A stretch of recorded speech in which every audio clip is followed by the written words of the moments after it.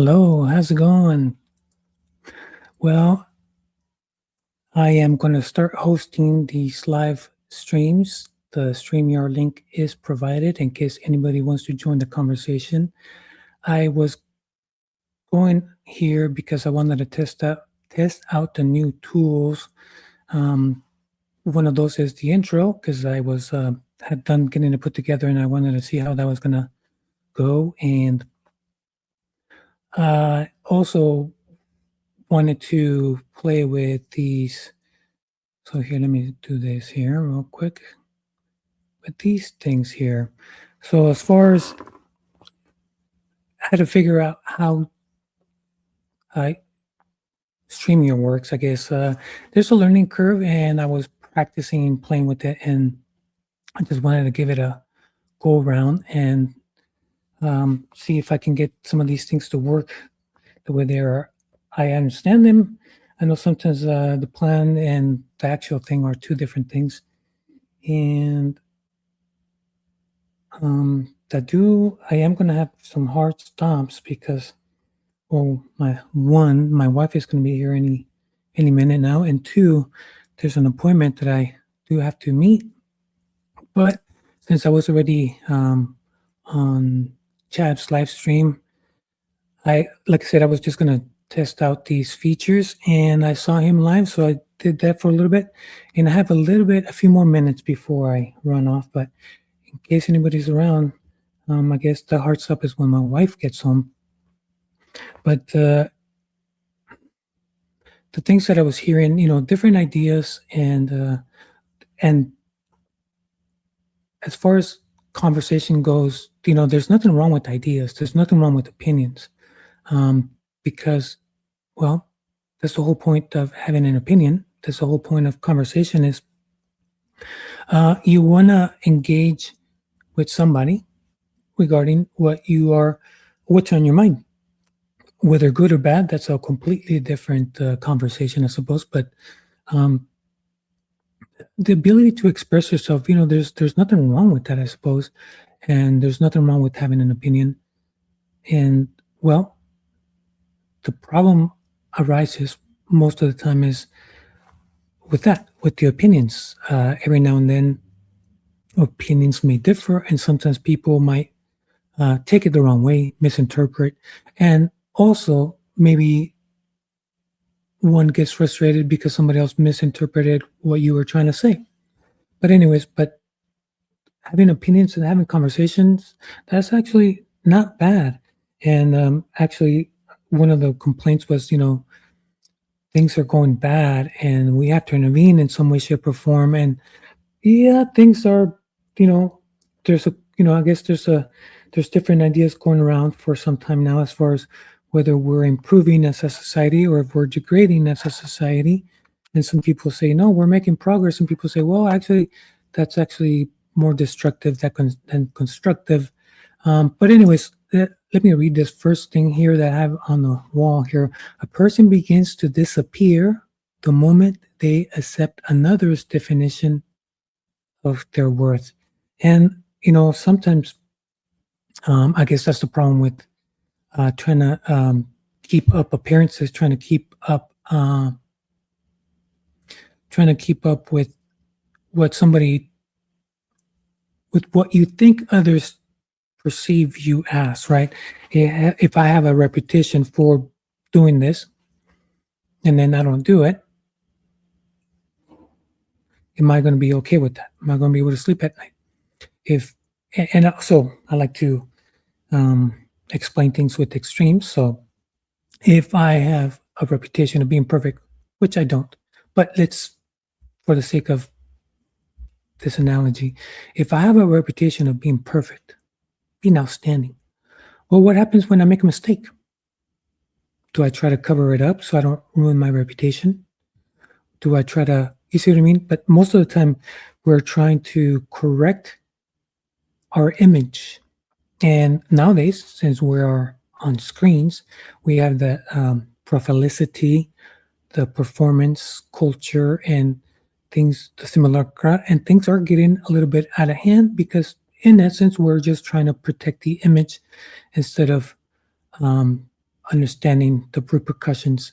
Everything is a trade-off. Consequences are inevitable. Sometimes they're good consequences, sometimes they're bad consequences. Sometimes we do not know what our choices will do. I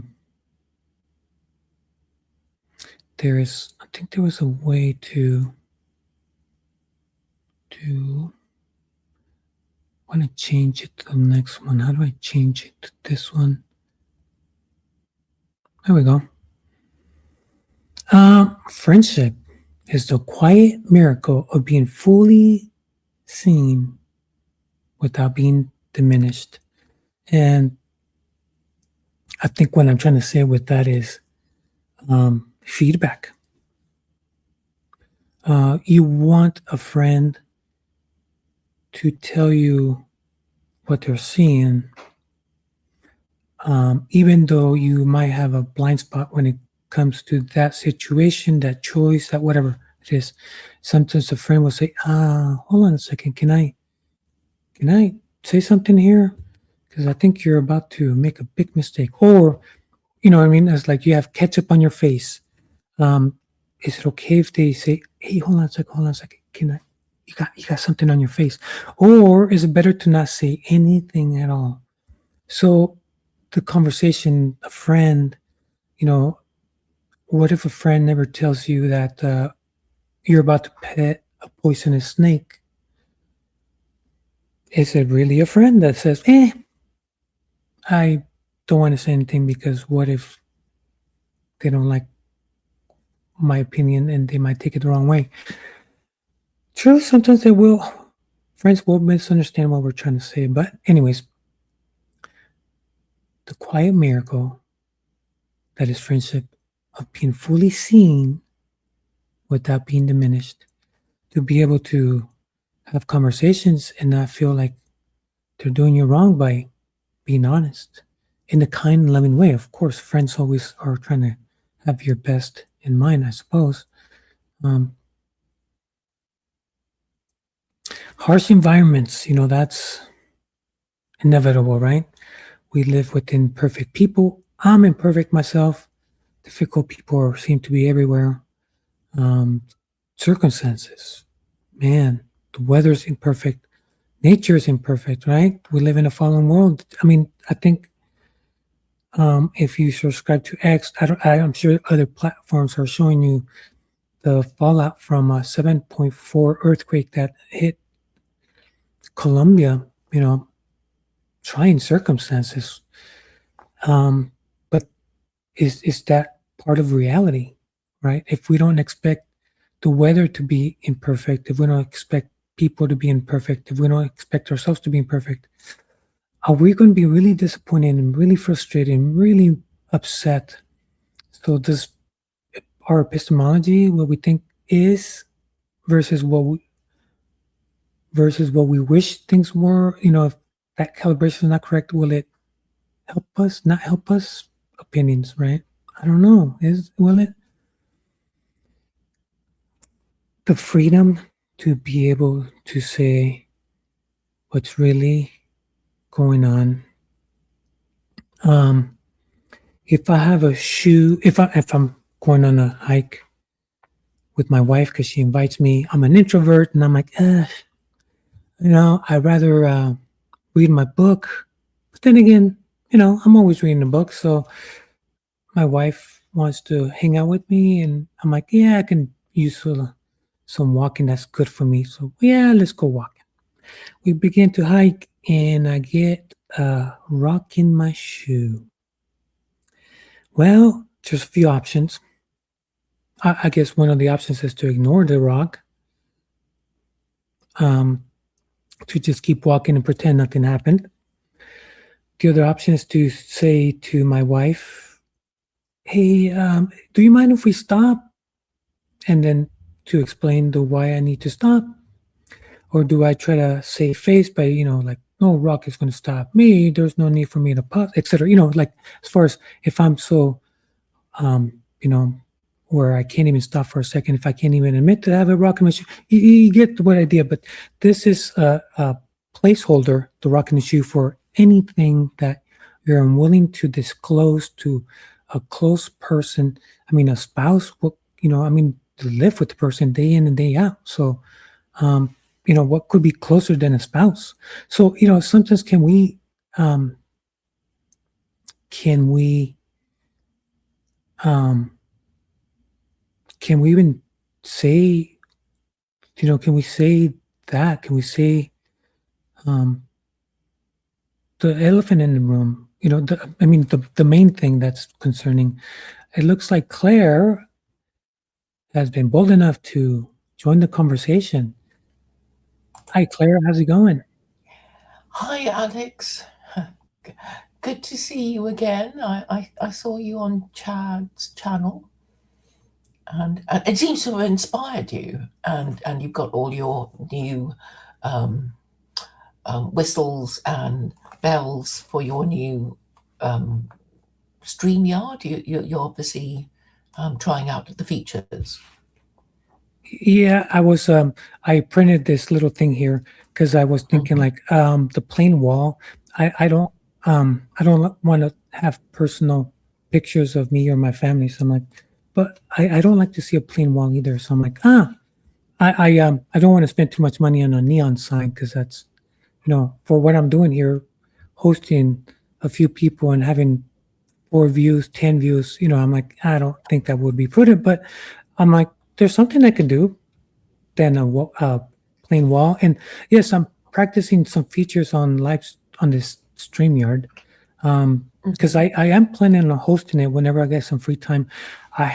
Clara, I haven't came up with a specific date and time because I would like to put it in advance, like at least a day or two in advance, so whomever is free at that date and time can participate. But I haven't got there yet. I've been a little Mhm. tied up.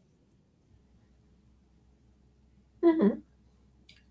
Yes, scheduling it would create more interest. And did you want to show off the features that you are? Right. There's a few. So these are just some of the things that um, as far as to engage the conversation, because Clara, you host, so you're familiar that at first you have to kind of do a monologue. You kind of like are talking to the wall because there's no one there, and you need Mhm. content. You need to not get stuck and be like, ah, ah.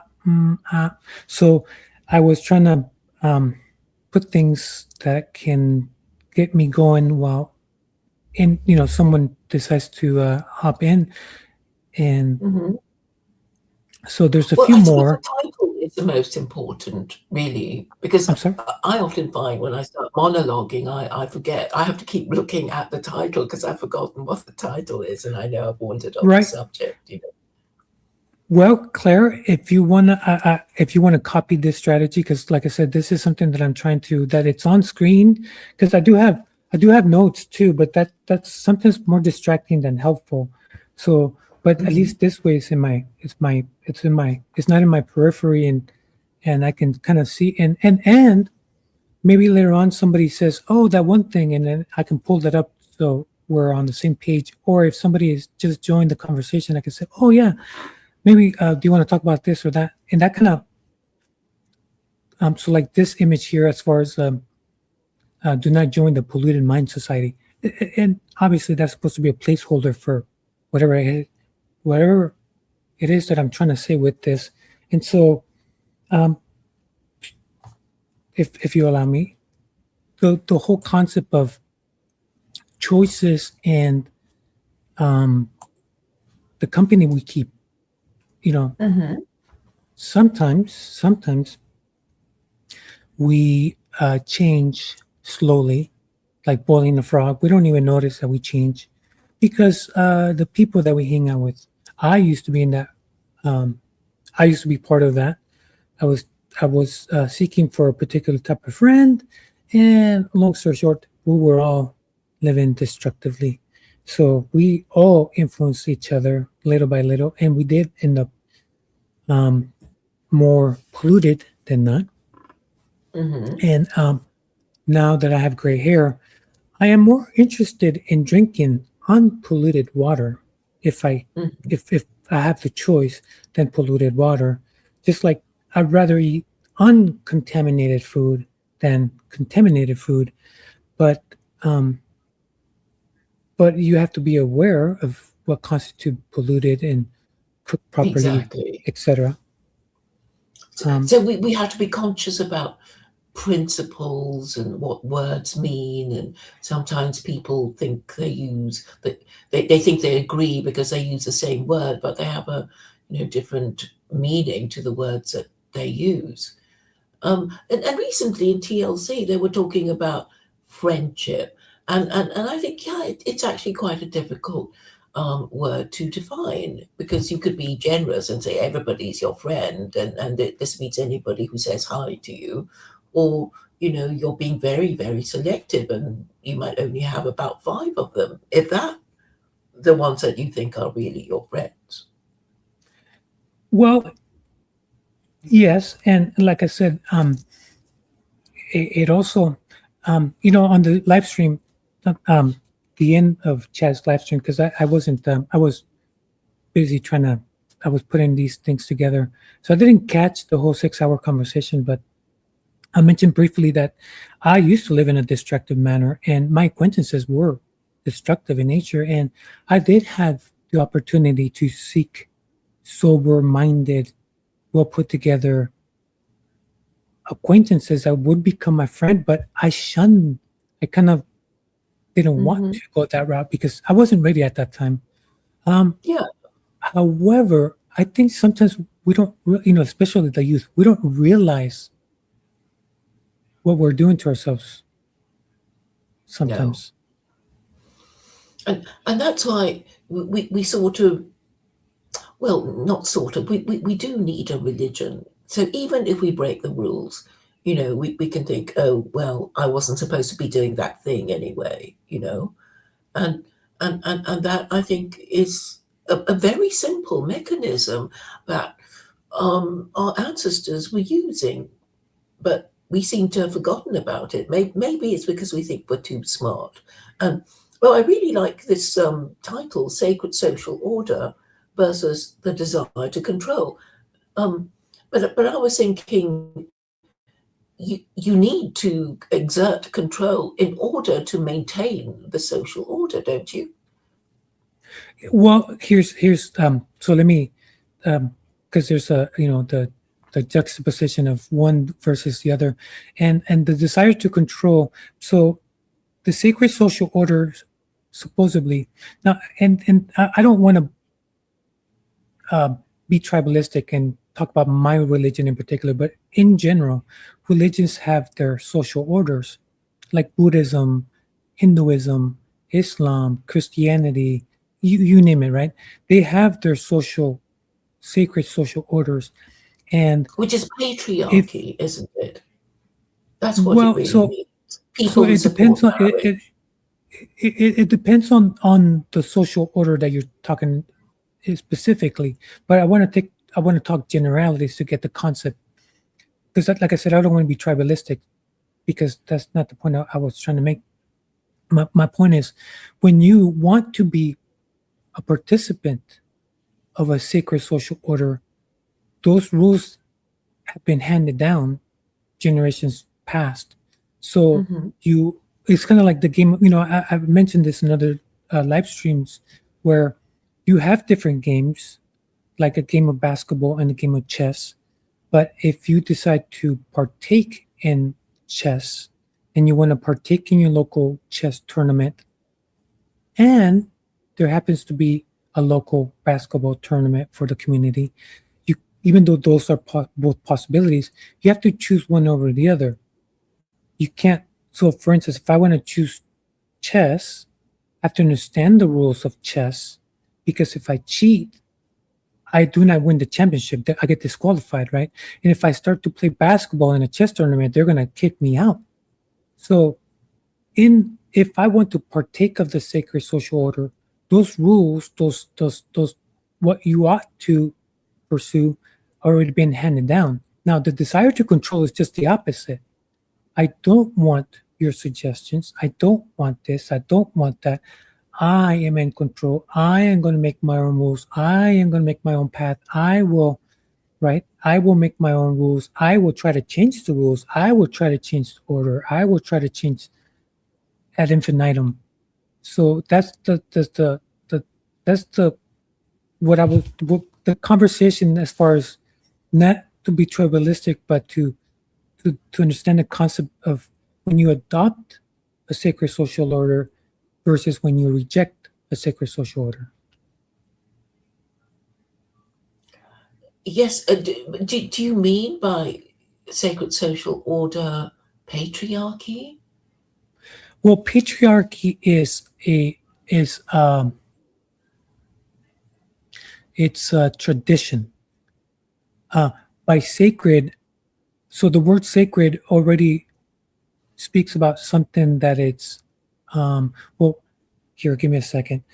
Not materialistic in nature, not scientific in nature, not logic in nature.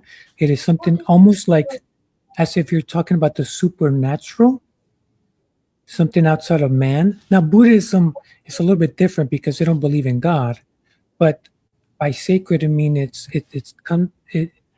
like the laws that the Creator has given us. So that's that's completely um, the opposite of materialistic, right? The Creator, if again, not to be tribalistic, but if the Creator in this sacred social order says, these are what I suggest you ought to do. Now, if I want to partake in that sacred social order, then I kind of try to align with those suggestions. Or if I don't, I'm pretty much rejecting that because I want to do it my way instead of whatever has been handed down. But patriarchy, I think, is more like of a tradition, kind of like saying um, uh,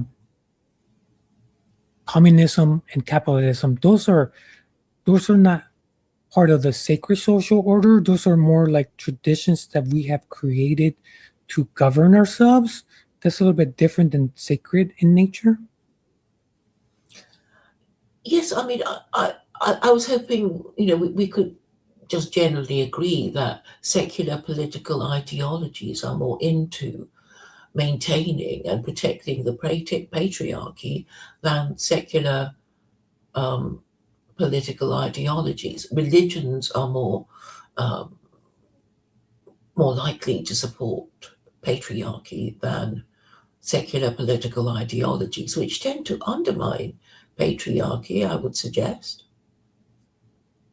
Again, but it's so when one is an adult, at the end of the day, one is given the freedom to choose. Now, you might say there's some consequences if I decide to defy the sacred social order, because see, I understand where you might be heading because there are such social orders in certain countries that have the sacred and the political embedded as a one entity. And that's a little bit different to parse out because rejecting that social order also involves rejecting the political order. And when you do that, you instantly become enemy of the state. But like I said, that's why I don't want to get tribalistic because I'm not here to criticize another person's religion because that's not my intentions. But in order to maintain any kind of order, you need to enforce the rules, right? And to make sure that the people likely to support your order, whatever it is, Okay, get to okay. run Well, the play. so let me Clara, let me give you let's pretend that I'm going to write a very short story just so that we have freedom to talk, and it's going to be very brief. But and I'm going to add the concept of the patriarchy in my story. Science fiction. So, and I am going to create a story that involves a group of 20 people. And these 20 people, by happenstance, happen to be stranded in an island.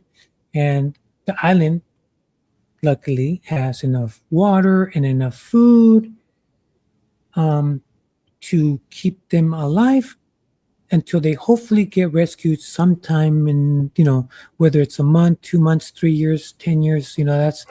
That's something to be hashed out in the short story. But in this story, there's going to be 20 people. So how are these 20 people? Remember, these 20 people are going to have no specific rules. There's no government there.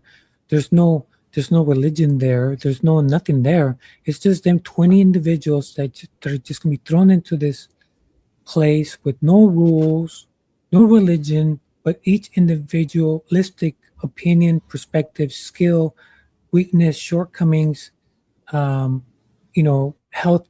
Everybody's different, so everybody has a little bit to give and a little bit to taxing, because whether everybody pulls their own weight or not, that's, again, we're going to create this story. But in that story, Clara,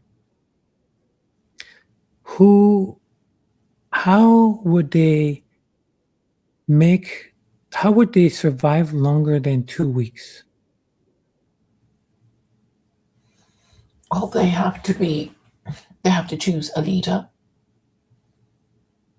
and do what he says, because there will be inevitably disputes arising, and they'll need somebody to Okay, adjudicate.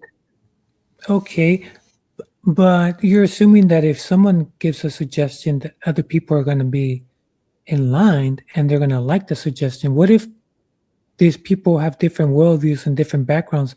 And what if there's more than one suggestion? There's 20 people after all. Well, they can vote, right? Like the papal conclave rules. Like you get all Well, these. Claire, thank you for helping me write this story. But what if some people don't like the whole concept of votes? What if they're like, what if? Okay, now I'm going to make it, because it's a story. We need to make it interesting, because if nothing happens page after page, people are like, well, this is a snooze fest. This boring. So now I know in human nature that there are those people that have a tendency to be bullies, or have a tendency to be uh, very strong-headed, and they want to make the rules themselves. So what if one person says, Claire, or sorry, not Claire, but what if some person makes a suggestion? Hey, how about we vote? How about we try to figure it out together as a group? And somebody says, you know what? I don't like it. How about I tell you what's going to go down? How about I start assigning duties? How about I start taking over, because I have some experience and I have a bunch of know-how. Whether they do or not, we can write this story. But what if there's a guy that's going to be the bully? So there's going to be the antagonist of the story, or maybe he's the anti-hero, or maybe, I don't know, maybe they'll take him out. Maybe he will take other people out. We don't know. We're going to create a story which is science fiction. So what if I decide, let's have a bully, because bullies exist in nature. And maybe sometimes they're necessary. So the only way to actually choose a leader, right, is for everybody to talk to everybody else. So you say there's 20. So if you're one of them, you'd have to talk to all the others to, at least get to know them, and maybe they might want to do a deal. Vote for me and I'll give you this, or vote for me and so there would have to be some kind of selection process, because you would logically and necessarily need somebody to tell you what to do, and you kind of need, all these ideas. You need to discuss it with the others, Correct, but sensibly. Claire, are there rude people in the world, and people that are really narcissistic and they don't listen to other people's suggestions? Well, hopefully there will be many enough people who see the sense of your proposal, because if you want to be leader, you even if you're the bully, you have to have legitimacy. Like, well, most people voted for you, or something, or you bully them Okay. into voting for you, or whatever. So Claire, I'm going to go to a science fiction story. Are you familiar with the book, The Lord of the Flies? Yes. And that is a fictional story. about kids that get stranded in an island, and they do try to Mhm. find ways to rule themselves and try to survive in different ways. But some things don't go according to plan Mhm. because in that story they do have a bully. Mhm. And they do have a leader that wants to do the rational thing, and they want to do they're humane. It sounds like, and they want to do it via consensus. But there is the other guy who wants to do it his way, and Mhm. it becomes tri. The story goes that they become tribalistic, and they begin to do the rule of or barbarism. You know what I mean? Kind of like in it, because I you know I do know that when I was in school in college, there was assignments that everybody dreaded, the dreaded work assignment, and you're going to be graded.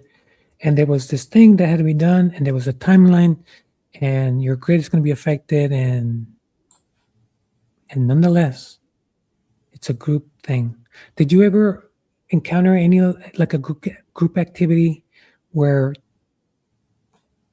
there was some fallout on how the group did or didn't do what they were supposed to do?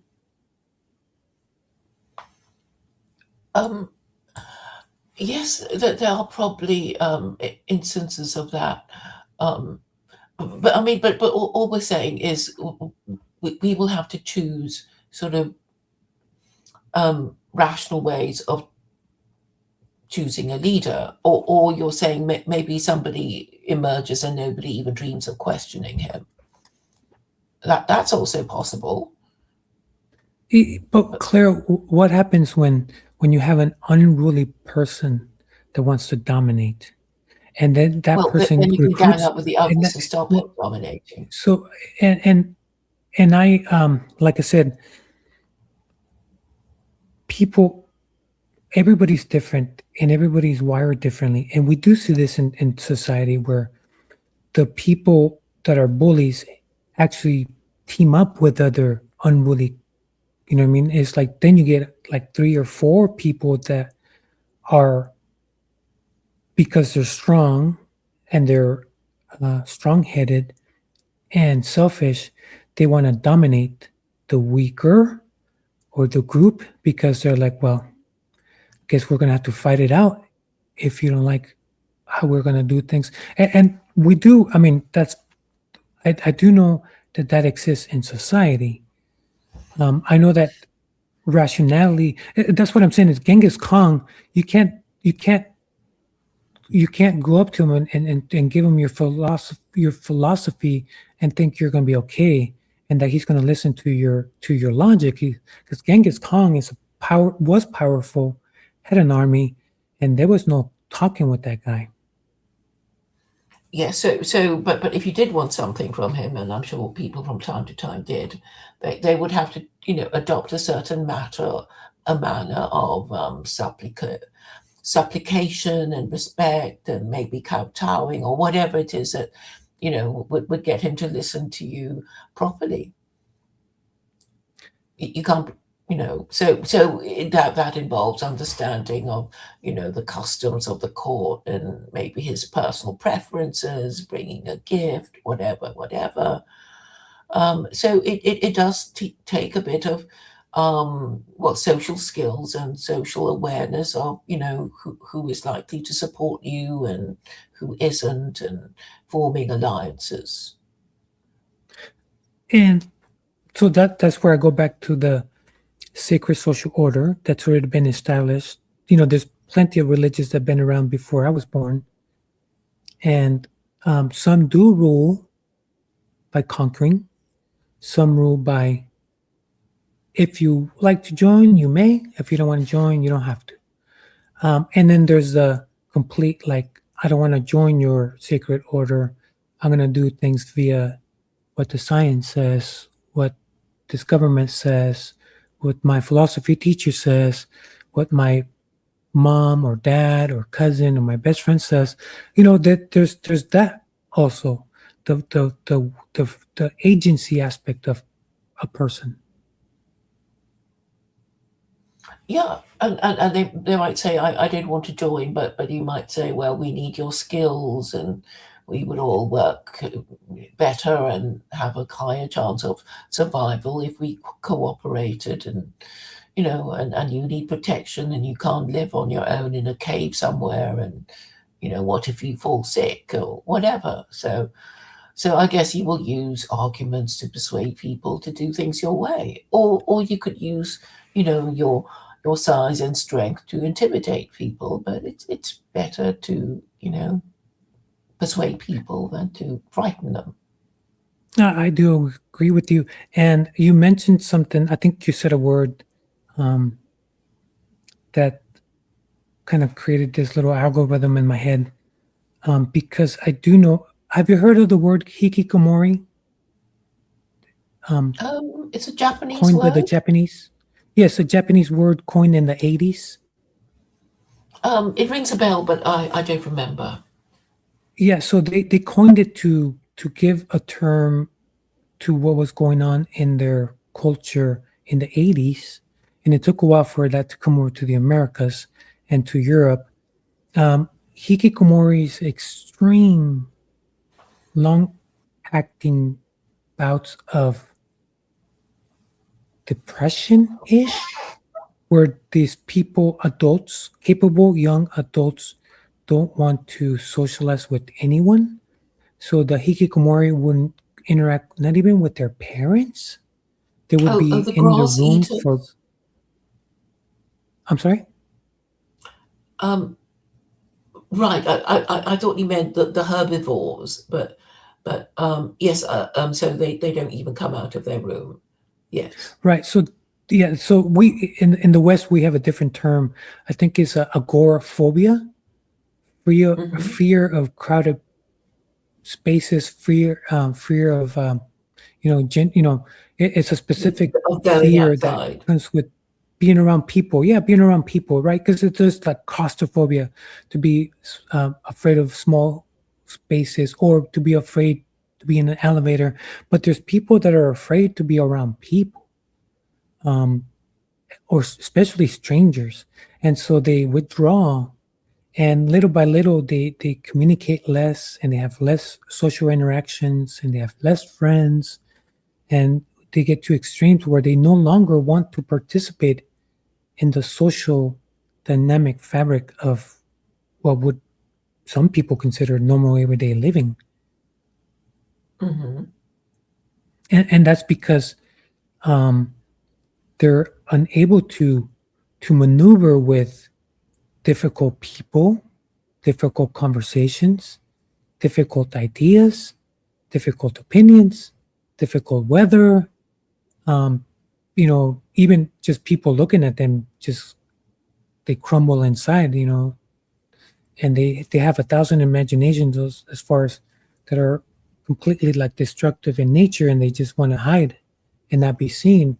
And over time, because it took a while for it to hit the West, but it hit Japan in the 80s, and that's not a that's not really good for society, in my opinion.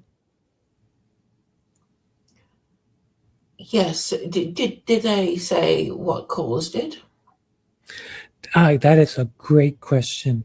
Great question. And that is a nice question.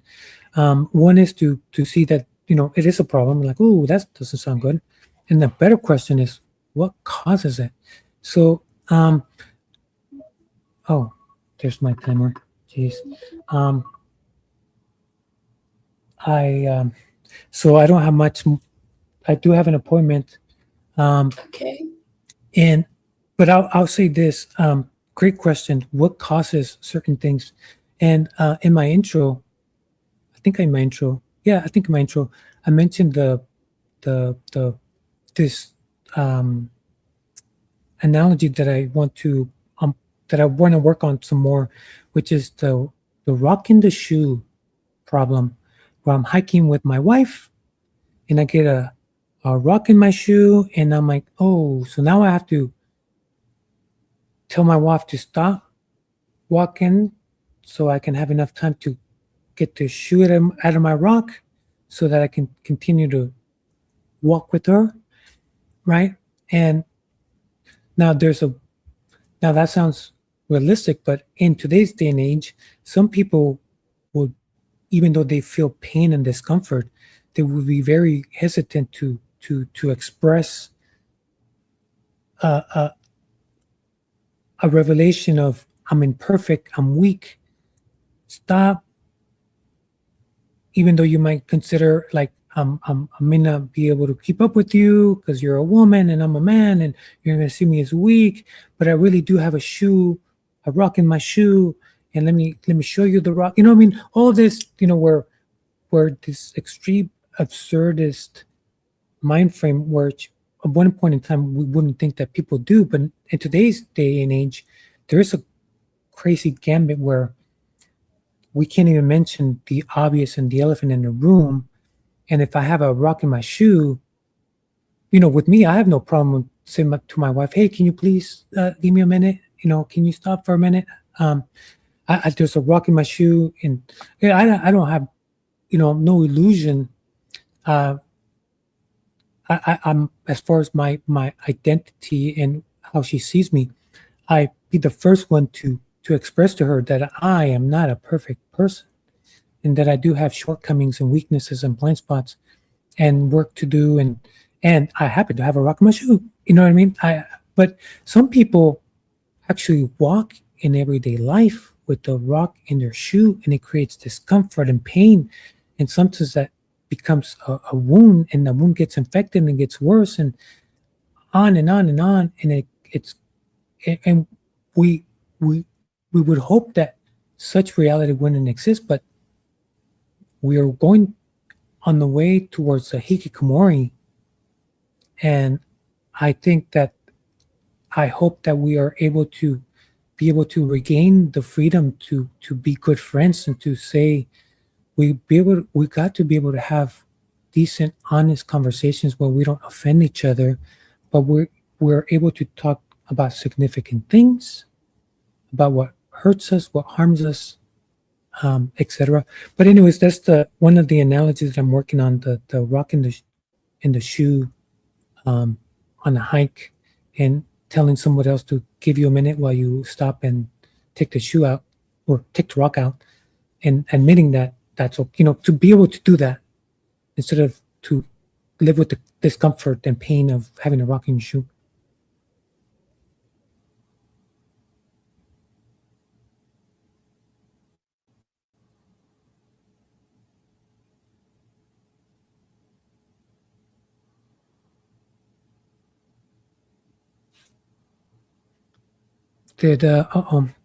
Claire, did you lose the connection? Or are I'm you sorry, typing something? I think I did fall asleep. No. Oh, I did no, fall that's asleep, fine. I'm That's fine. afraid. No, that's quite all right. Did you want to recap about what you just said? Oh, I was saying that I've been working on this new analogy, the rock in the shoe concept. Yes, Where I go heard hiking. that. Yeah, and the ability to be able to say that, you would think that it should be no biggie, but in today's world, it's beginning harder and harder to mention and to admit that there are things that are affecting us and are causing us grief, but we're unable to express that, and so the pain gets worse and worse. And the ability to be able to have a friend. Yes, and and there is this idea of male fragility, because they may carry on for a bit, but inside the breaking up, and having problems adjusting, or taking to substance abuse, and they of all people need to be supported by the government, by society, by having a wife to make them feel it's all worthwhile, and that is the spiritual need that I think a lot of men feel they lack, because they're the ones who are talking about the meaning crisis, which was a long time ago, that the feeling that the system is not fair, and they don't want to do it anymore, right? And if they don't want to do it anymore, it means they won't get married, and then the women won't be married, and then they'll have, badly parented children if they have children at all, and they won't be a credit to their parents, and they might have all kinds of mental health issues and underachievement, and then they won't even get the jobs because the jobs go to the immigrant workers. And then you have the cycle of anger and disappointment and bad relationships and people who don't want to invest in time, their time and energy in parenting and, stable marriages. And neither does the Right. government. Right. So in a way, it's a political and social and economic problem, Right. which is a lot to admit and say is happening. Because I know I go around telling these men, and they don't want to hear it. But of course, they don't want to hear that their political system is no longer working, or their economy, or their society. But I do And it's think hard that to. it's nice that at least some places like the TLC, by and large, not no one's perfect. I understand that, but where we're actually are able to express Mhm. ourselves and be able to have such comments and topics as the one you're bringing out, that maybe our political system is not running the most optimal, right? Maybe it's not the best as it could be. Maybe it has changed, and not for the better, um, or ourselves, or our traditions, or etc. And it's nice that at least there are still some places where people can actually have a decent conversation and are able to talk about things of substance with one another. And I think that's kind of cool. Mhm. Yeah, Well, thank you, it's Claire. I do. important to be able to discuss these things. And also, Yeah. Well, oh, you have to go? Okay. yeah. Thank you, Claire. I do appreciate humping on. It was nice to do a little back and forth. Hopefully, we're able to talk about your Yes. concerns in the future, and we can kind of do a little back and forth. And well, until next time. And thanks. Okay. Thanks for having me. Thank you. All right. Bye.